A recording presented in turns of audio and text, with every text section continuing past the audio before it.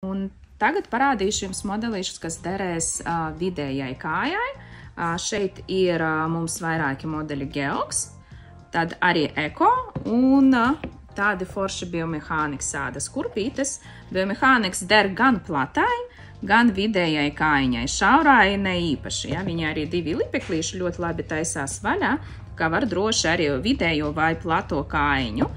Eko arī vidējā platā kājiņa un augstam pacēlumam derēs. Principā, jebkuri apavi, kam ir divi lipekļi, der augstam pacēlumam, jo var labi atvērt, un tā kājiņa diezgan viegli iet iekšā. Ja? Kā jūs redzat, galvenais tie divi lipekļi, ja nav pārliecības, ka augstam pacēlumam derēs.